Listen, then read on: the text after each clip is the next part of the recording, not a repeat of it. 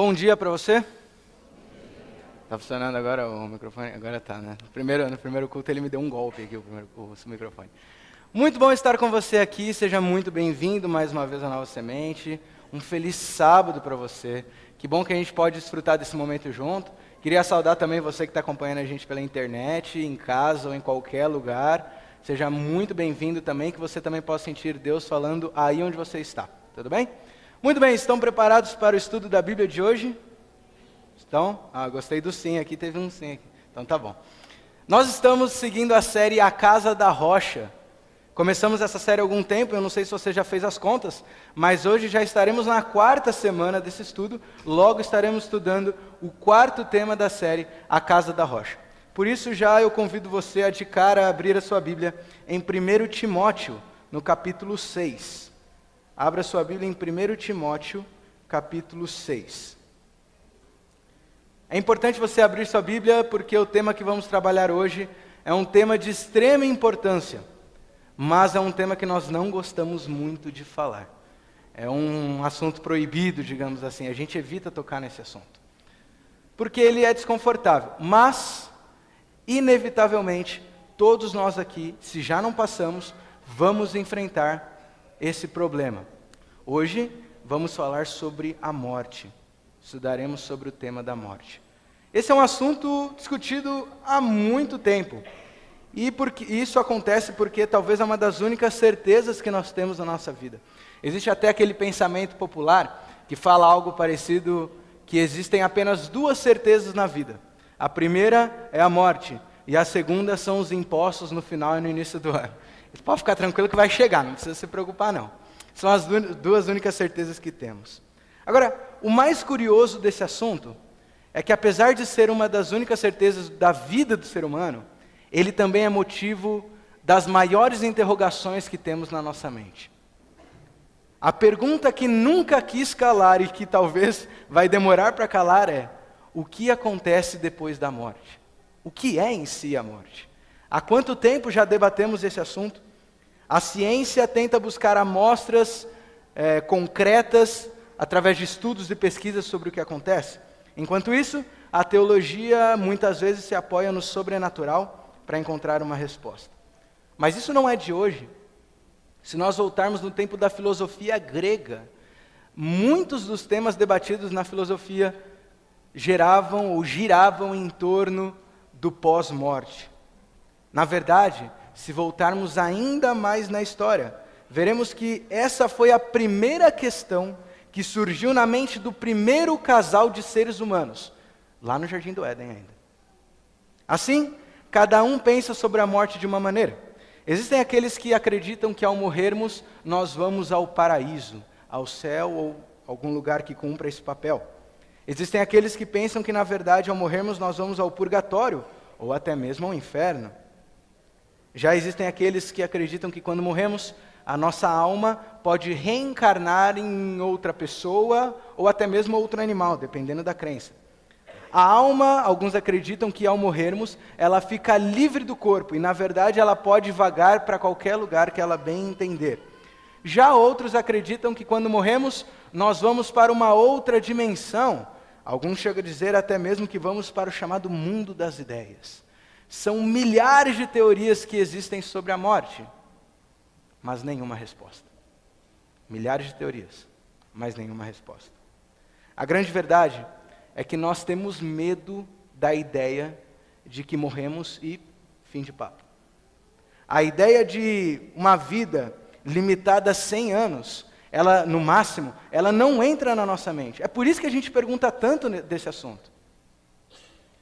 Na verdade, no fundo, se a gente pensar, essa ideia de nascer, crescer e morrer, torna a vida, inclusive, sem sentido. Por isso perguntamos. Mas veja, que fique claro, não estou dizendo que está errado perguntar. Não, na verdade, perguntar faz bem. O grande problema, o grande X da questão aqui é: para quem você tem perguntado? Esse é o grande problema. Para quem você tem perguntado? Se nós lembrarmos de Gênesis 3, nós vamos ver que tudo que vivemos hoje, todos os problemas que enfrentamos na nossa vida, até mesmo o fato de conhecer a morte, se deve ao fato de que um dia Adão e Eva resolveram tirar essa dúvida com a pessoa errada, ou com o animal errado, por assim dizer. O que Deus fala sobre a morte? 1 Timóteo, capítulo 6, no verso 14, ele diz assim: guarde este mandamento imaculado, irrepreensível, até a manifestação de nosso Senhor Jesus Cristo. Verso 16, o único que é imortal e habita em luz inacessível, a quem ninguém viu nem pode ver. A ele sejam a honra, o poder, para sempre. Amém. Para obtermos a verdade sobre a morte, precisamos perguntar para o único ser sobre o qual a morte não tem poder. Precisamos perguntar para aquele, o único capaz de vencer a própria morte. Feche seus olhos.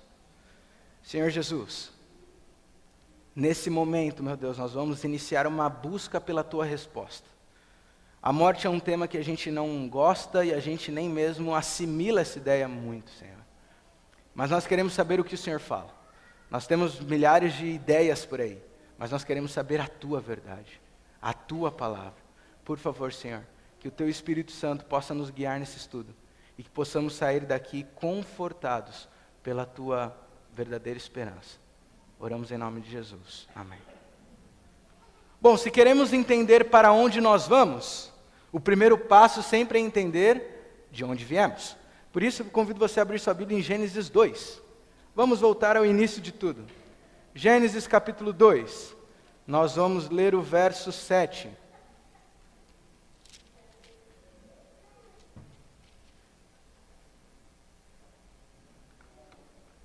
Gênesis capítulo 2, verso 7. E a Bíblia diz assim: então formou o Senhor Deus ao homem do pó da terra, e lhe soprou nas narinas o fôlego de vida, e o homem passou então a ser alma vivente. Veja, a Bíblia, quando descreve a criação, ela descreve algo curioso. Você se lembra o método que Deus usou para criar todas as coisas? Ele simplesmente falava e as coisas apareciam, correto?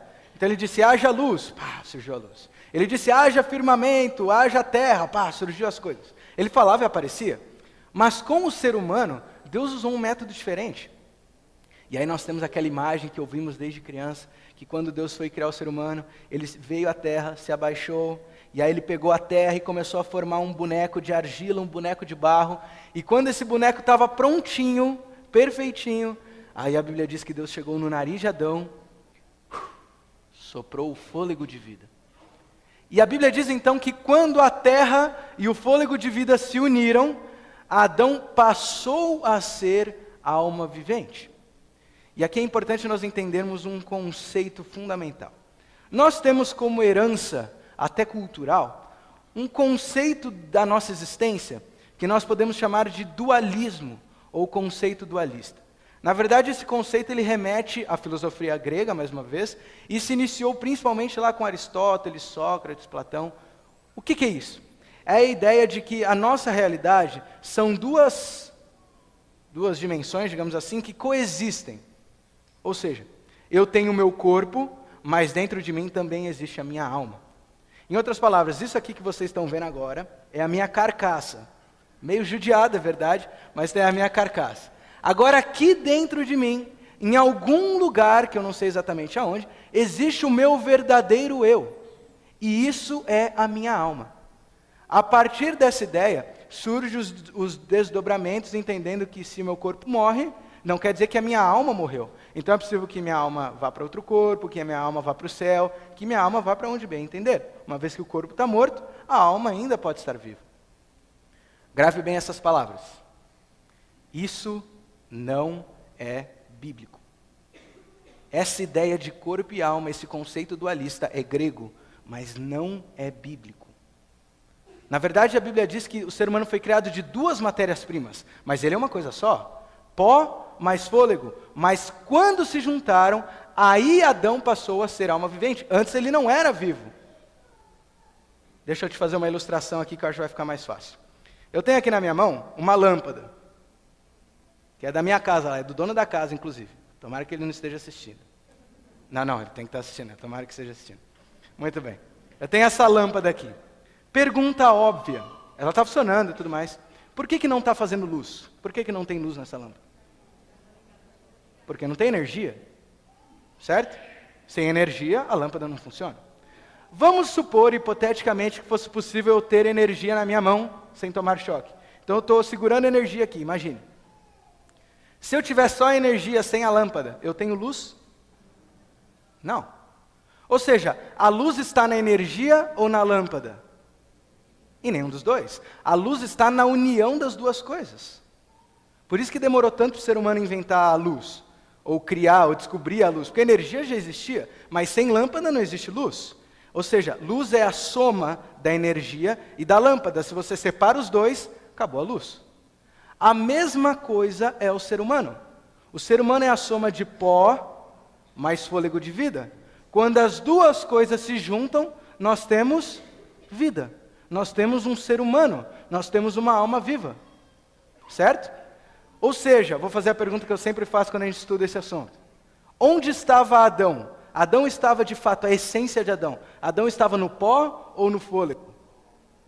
Em nenhum dos dois. Adão não existia, mas ele passou a ser alma vivente no momento que o pó e o fôlego se juntaram. Deu para entender? Ou seja, a vida é uma fração muito simples, de terra mais fôlego. Isso é igual à vida.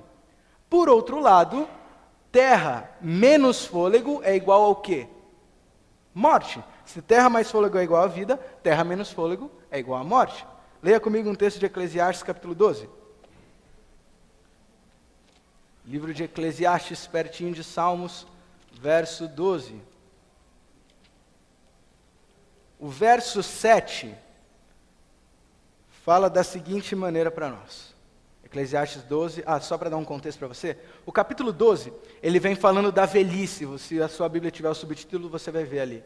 Então, o Salomão ele vem falando, descrevendo o que acontece na velhice, que a gente vai ganhando cabelo branco, ou vai perdendo o cabelo, vai perdendo a visão, tal, até que um dia a gente fica cheio de dias e a gente acaba morrendo. E aí, quando ele descreve a morte, ele diz assim, verso 7, e até que o pó volte à terra, como era, e o espírito ou o fôlego volte a Deus que o deu. Ou seja, a descrição da Bíblia sobre a morte é muito simples. Se antes de haver vida, o pó era apenas terra e o fôlego estava com Deus, a mesma coisa acontece quando você morre. Tudo volta a ser como era antes. O pó volta para a terra e o fôlego volta para Deus. Aí quer dizer então que a alma vai morar com Deus no céu? Não, não é isso que está falando. O fôlego volta para Deus como era antes. Ou seja, existe vida em algum lugar? Não. Assim como antes não havia vida, agora volta a não existir vida. Por isso que Eclesiastes capítulo 9, verso 5, diz para a gente que o morto não sabe de coisa alguma. Claro, como ele vai saber? Ele não existe mais. Depois Jó, capítulo 7, verso 9 e 10, vai falar para a gente que quando nós morremos, nós não retornamos às nossas atividades, nós não retornamos à nossa casa, estamos mortos, não é possível fazer mais nada disso. É como Deus disse a Adão lá no princípio, se você conhecer o pecado, certamente morrerás. Portanto, grava na sua mente isso. Qualquer ideia, qualquer tipo de ideia, que nos leve ao certamente não morrerás, só pode vir de uma pessoa. Só pode vir da serpente. Desde o início da história. Se você ficou com alguma dúvida, eu vou pegar o embalo do pastor Fabiano na semana passada e vou fazer uma propagandinha para você. Se você ficou com alguma dúvida, nós temos o programa Começos. Todo sábado às 3 horas e toda segunda e terça às 7:30 da noite. Por que eu digo isso? Porque você vai poder tirar suas dúvidas, nós vamos estudar esse tema, você vai perguntar e a gente vai debatendo até entender, tá bom? Como a gente não tem muito tempo aqui, vamos ficar nessa ideia e eu convido você a frequentar o Começos. Mas ao olhar tudo isso e a gente entender tanta ideia não bíblica que tem por aí, talvez uma pergunta que surge é a seguinte: por que tantas pessoas, inclusive cristãos, têm tão forte essas ideias que não são bíblicas? Como é possível que até mesmo cristãos que seguem a Bíblia se apoiem em ideias como quando morre vai para o céu, ou quando morre ainda pode se comunicar com a pessoa? Por quê? Mesmo cristãos. Acontece que muitas pessoas se apoiam nessas ideias não bíblicas para poder superar a dor da perda. O grande ponto aqui é que isso acaba funcionando como um refúgio de consolo e de conforto. E aí eu te pergunto, como nós devemos enfrentar a perda de alguém então? Em 2008, teve um filme que foi lançado e possivelmente, se não todos, a grande maioria aqui assistiu, aquele filme PS Eu Te Amo. Quantos assistiram esse filme? Legal, a grande maioria sempre, não era combinado realmente, as mulheres é a maioria. Esse filme realmente foi um sucesso. Eu me lembro que quando eu assisti esse filme, eu estava no ensino médio ainda, em 2008, estava no ensino médio, então sou novinho, né? E eu me lembro que entre as meninas, esse filme era um sucesso. E para você assistir, tinha que usar um kit. Nesse kit tinha que ter pipoca e uma caixinha de lenços, indispensável. Senão você não consegue terminar de assistir o filme, né? E inclusive tinha marmanjo que chorava também, né? Eu não, que fique bem claro. Muito bem. Caso você não se lembre, a história menciona um casal que foi separado pela morte, pela perda. Então o que acontece? Um resuminho aqui. O marido, logo no início do filme, ele sofre de uma doença que acaba levando ele à morte. E agora a esposa, no momento que perde o seu marido, ela fica sem chão, literalmente. Ela fica completamente perdida. Ela entra numa quase uma depressão, uma espécie de depressão, porque ela não tem mais ninguém, ela fica completamente sozinha no mundo e ela não sabe mais o que fazer. Ela não sabe que rumo tomar. Então ela fica ali completamente perdida. Mas o marido era um homem muito romântico. E quando ele estava à beira da morte, ali naquele processo do hospital por um bom tempo, ele teve a ideia, então ele imaginou que a sua esposa ia enfrentar dificuldades. Então ele escreveu uma série de cartas e bilhetes que ele deixou para sua esposa assim que ele partisse. Então o que aconteceu? Assim que o seu marido morreu, a esposa começou a receber esporadicamente alguns bilhetes ou cartas, muitas vezes acompanhados de um presente, dizendo o que ela deveria fazer. Então um bilhete dizia, você deve voltar a conversar com tal amigo. O outro dizia, você deve ir procurar emprego em tal lugar. Então ia guiando. Uma espécie de coaching que o marido estava dando para a esposa ali, tentando assessorar ela no que ela deveria fazer ela voltar à vida. Era interessante que toda vez que o filme terminava, você via as meninas com o rosto assim, vermelho de tanto chorar. Eu me lembro algumas amigas minhas do ensino médio que terminavam o filme soluçando, e todas apaixonadas. Eu quero um homem assim para mim, que coisa maravilhosa. E os homens tentando virar para a namorada, amor, vou fazer isso um dia. Era mais ou menos assim. Acontece que depois que o tempo foi passando, o filme foi ficando normal, digamos assim, e depois de assistir a 5ª vez, o pessoal começou a não se emocionar tanto, e começaram a raciocinar um pouquinho em cima do conteúdo do filme. E eu me lembro que a partir daí algumas críticas começaram a surgir. E uma das principais críticas eram a estratégia que o marido estava usando.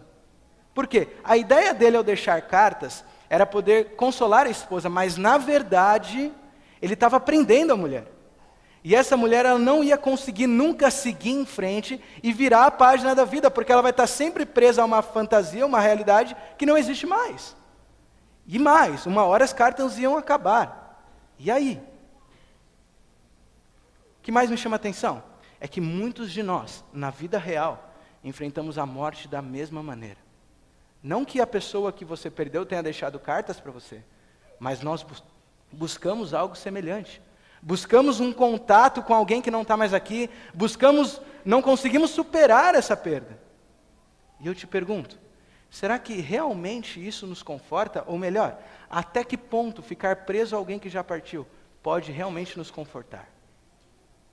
Estava assistindo um programa de televisão, acho que mês passado, e esse programa eram vários repórteres que foram a uma sessão de psicografia. Não sei se alguém já teve a oportunidade de ir num lugar desse ou ver como funciona. É a primeira vez que estava vendo ali na televisão. E bem interessante, como funcionava o processo? Era numa espécie de uma casa bem grande, e havia um escritório onde os médiums, alguns, eles ficavam ali escrevendo as cartas. Então, por algumas horas, eles vinham escrevendo as cartas que eram enviadas supostamente pelos mortos, certo? Então, eles escreviam as cartas por psicografia. Depois de algumas horas, enquanto isso, havia um auditório pequenininho numa parte da casa, onde várias famílias que haviam perdido alguém estavam esperando ali, na esperança que fosse lida uma carta do seu ente querido que faleceu. Depois de algumas horas que os médiuns tinham terminado de escrever uma porção de cartas, eles reuniam todas essas cartas e vinham até, com os papéis na mão assim, eles vinham até o auditóriozinho onde as famílias estavam esperando ansiosamente. E agora cada médium começava a ler uma carta. E aí lia algo semelhante a isso, do tipo assim: oi mãe, sou eu, fica tranquilo, está tudo bem aqui. Olha, você tem que cuidar da sua vida, você tem que fazer isso, e orientando a mãe. Quando o médium começava a ler a carta, alguém no auditório, na hora, levantava ou gritava, dizendo: é para mim, é meu filho, é minha namorada, é minha esposa, é meu pai. E agora começava a chorar compulsivamente, e tentava controlar as lágrimas para ouvir até o final da carta. E sempre no final da carta vinha a assinatura, que era uma confirmação de que realmente era para aquela pessoa aquela carta. Interessante que antes de começar o processo da leitura, os repórteres eles saíram entrevistando algumas das famílias, perguntando o porquê que eles estavam fazendo isso. E perguntavam para cada um: por que você está aqui? Qual é o seu objetivo? E unanimidade, todos responderam que eles buscavam alguma espécie de conforto ali. Todos falavam que não aceitavam a perda dessa pessoa e agora buscavam um consolo, um conforto. Só que quando nós vimos o resultado, na verdade não era isso que acontecia. Esse conforto de fato não chegava. Vou dar um exemplo. Havia uma mulher ali, que quando ela viu que a carta era do filho dela, ela começou a soluçar de chorar, e chorava compulsivamente. Quando a carta terminou de ser lida, essa mulher ela foi até um médium, e falou para ele, não me lembro o nome, vamos dizer assim: doutor, por favor, me ajuda. Eu não aguento mais, eu preciso estar com meu filho. Como que eu faço para me encontrar com ele? Essas eram as palavras. Eu quero ir com ele, como que eu faço para ficar junto com ele? Em outras palavras, aquela mulher ela estava querendo morrer. Ela estava querendo morrer para se juntar ao seu filho. Já que ele estava mandando notícia de lá, ela queria ir lá ficar junto com ele. E o choque, a emoção foi tão grande, que ela não aguentou e desmaiou. E foi levada pelos médicos. E eu te pergunto, será que é esse o tipo de conforto que Deus quer nos dar? Será que realmente é assim que Deus vai nos consolar da perda de alguém? Como nós devemos lidar com a perda? O que a Bíblia fala para nós? Abra sua Bíblia, 2 Samuel. 2 Samuel, no capítulo 12, nós temos uma história bíblica que nos retrata a maneira de lidar com a morte. 2 Samuel, capítulo 12.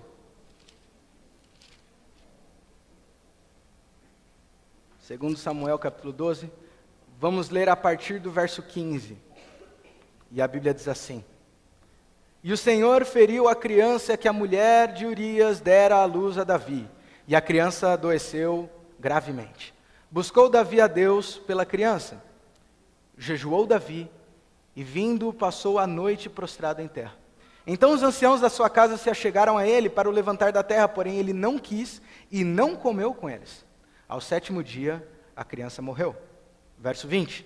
Então Davi se levantou da terra, lavou-se, ungiu-se, mudou a roupa, entrou na casa do Senhor e o adorou.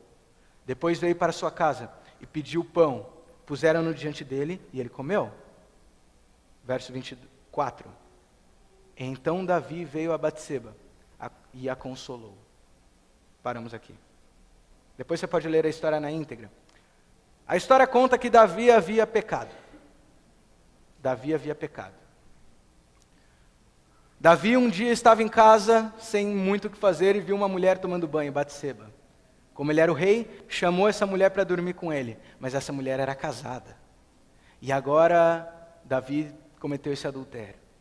Mas para piorar a situação, Batseba engravidou. E agora Davi precisava cobertar, então ele arrumou uma estratégia para dar uma disfarçada no erro que ele cometeu.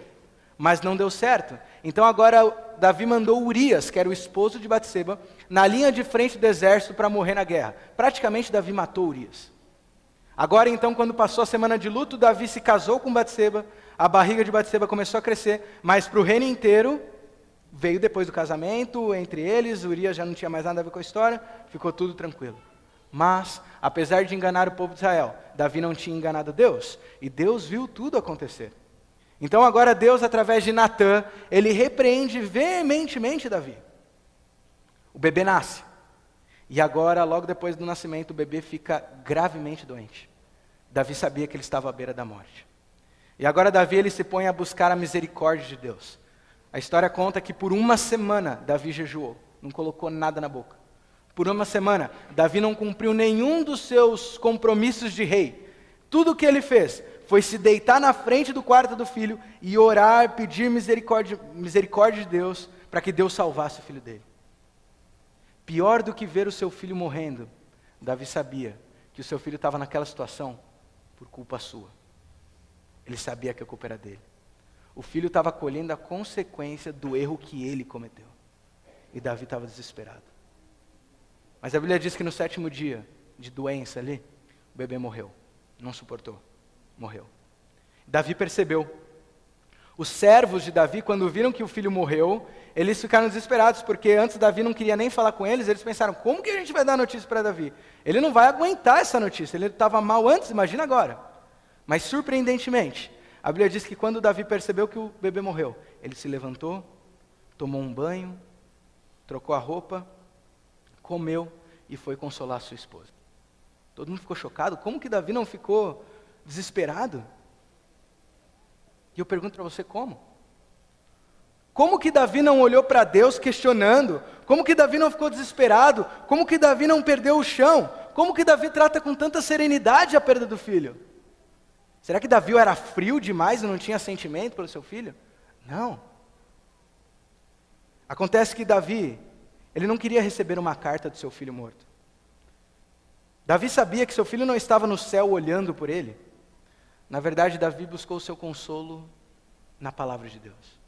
Davi se apoiava na real esperança dada por Deus. Por isso que ele conseguiu lidar com a morte com tanta serenidade, com tanta racionalidade.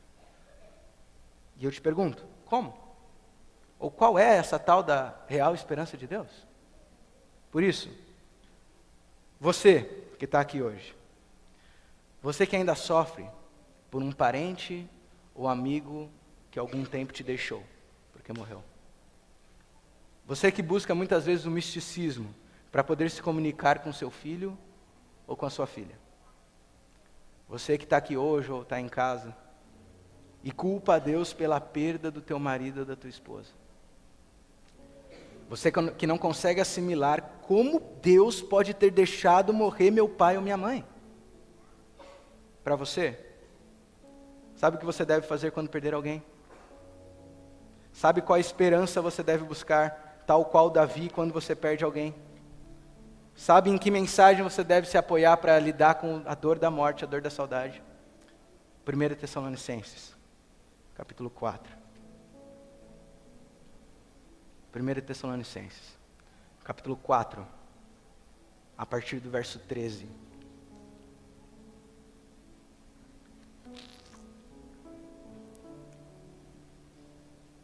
A Bíblia diz assim, 1 Tessalonicenses 4:13. Não queremos, porém, irmãos, que sejais ignorantes com respeito aos que dormem, para não vos entristecerdes como os demais, que não têm esperança. Pois se cremos que Jesus morreu e ressuscitou, assim também Deus, mediante Jesus, trará em sua companhia os que dormem. Verso 16. Porquanto o Senhor mesmo, dada a sua palavra de ordem, e ouvida a voz do arcanjo, e ressoada a trombeta de Deus, descerá dos céus, e os mortos, aqueles que morreram em Cristo, aguardando a salvação, ressuscitarão primeiro. Depois nós, os vivos, os que ficarmos, seremos arrebatados juntamente com eles, e entre as nuvens, no encontro do Senhor nos ares, e assim estaremos para sempre com o Senhor. E veja o que Paulo termina dizendo: consolai-vos, pois, uns aos outros com estas palavras. Esse é o verdadeiro consolo. Essa é a nossa esperança. Você perdeu alguém? A Bíblia diz para você o seguinte: naquela manhã que você ouvir um som diferente de manhã, um som vindo do céu, naquela manhã que você vê uma nuvenzinha pequenininha que vem crescendo, crescendo e cercado de anjos, naquela manhã em que a sua visão é ofuscada pela luz da glória de Deus. Quando isso acontecer, olha para o lado. Pode olhar para o lado, a Bíblia está dizendo. Começa a procurar, porque aquela pessoa que você perdeu, ela vai acordar. O seu túmulo vai se abrir, e a Bíblia diz que ele vai levantar. Mas não como antes. Ele não vai acordar com aquela doença que fez ele morrer. Ele não vai acordar com aquela cicatriz que alguém causou nele que fez ele morrer. Ele não vai acordar com aqueles problemas que tiraram a vida dele. Mas ele acorda perfeito, do jeito que Deus sempre sonhou que fosse. E aí a Bíblia diz pra gente que você vai poder correr e abraçar ele.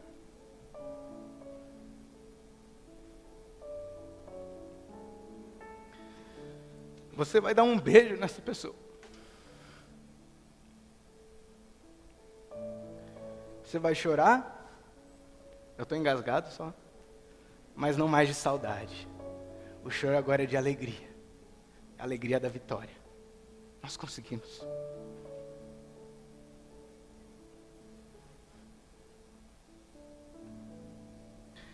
E a melhor parte é que você nunca mais vai soltar esse abraço. Nunca mais você vai dizer adeus. No céu, nós vamos esquecer o significado da palavra saudade. Porque nós vamos viver eternamente do lado dessa pessoa, aos pés de Jesus.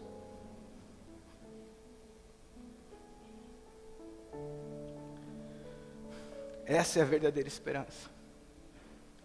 É isso que nos faz seguir em frente, virar a página. Não porque você esqueceu quem morreu. Não, longe disso. Pelo contrário. É porque você sabe que não é o fim. Você sabe que não é o fim.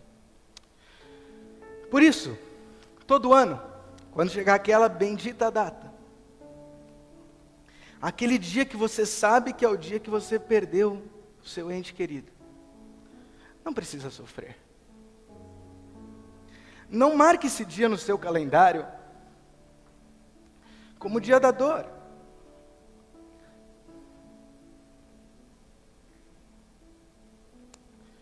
Marque esse dia como o dia da esperança.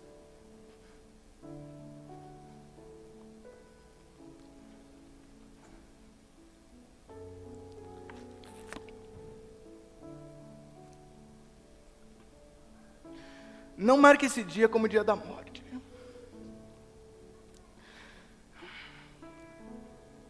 Mas marque esse dia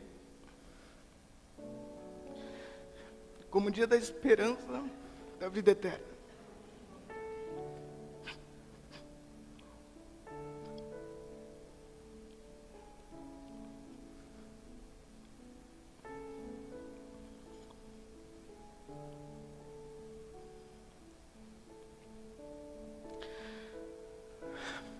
Não marque esse dia como o dia da perda. Mas como o dia da esperança da breve volta de Jesus.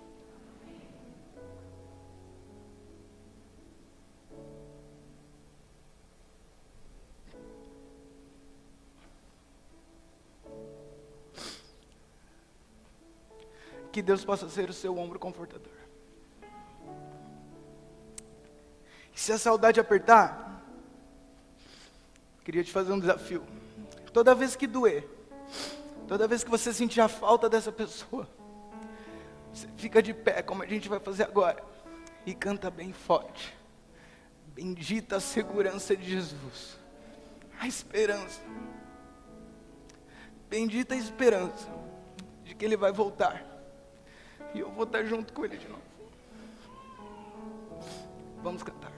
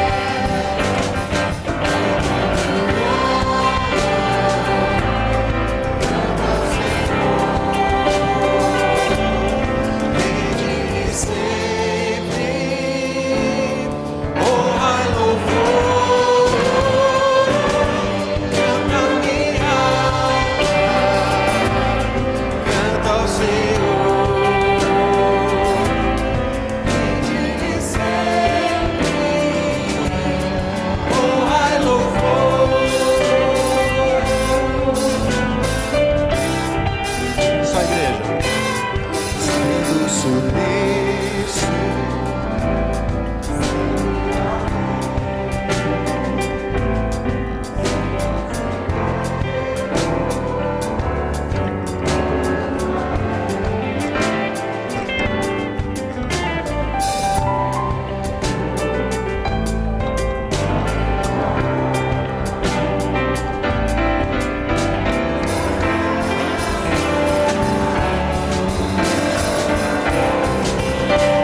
Canta minha alma, canta minha alma, canta ao Senhor, rende sempre, honra e louvor. Canta minha alma, canta ao Senhor, rende sempre.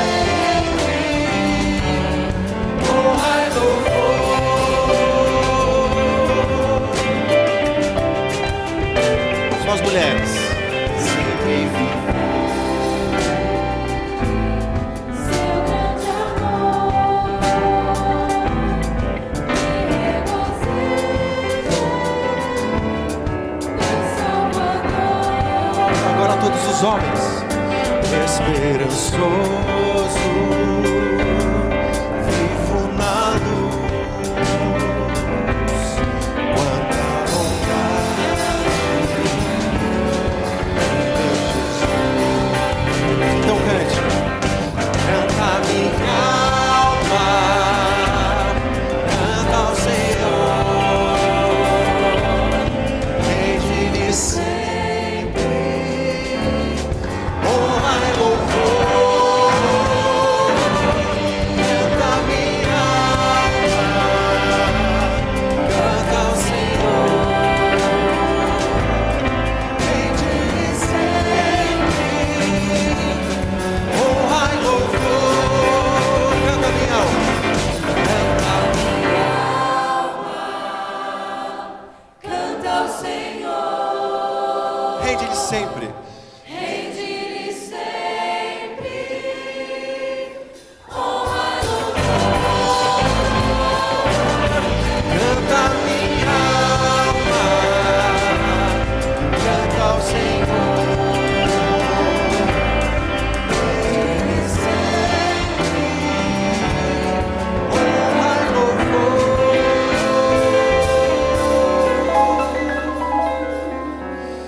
Rende-lhe sempre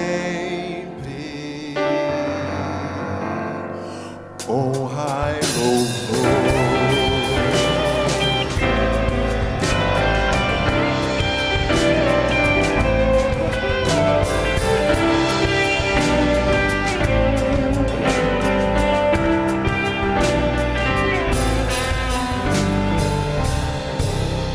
Feche seus olhos, vamos falar com Deus.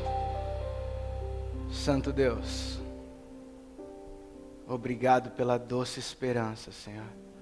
Obrigado por essa segurança de que um dia isso tudo vai acabar, Senhor.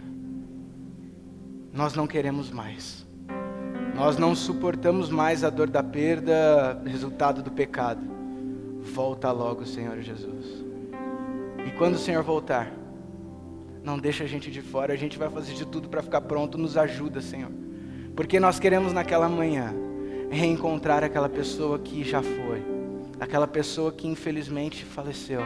Nós vamos matar de saudade. A gente vai dar um abraço apertado e junto contigo, Senhor, um abraço a 3, para comemorar a vitória que o Senhor deu pra gente. Mais uma vez eu te peço, volta logo, Senhor Jesus. Nós oramos em nome de Jesus. Amém. Que Deus te abençoe. Tenha um feliz sábado, uma feliz semana na doce esperança da volta de Jesus.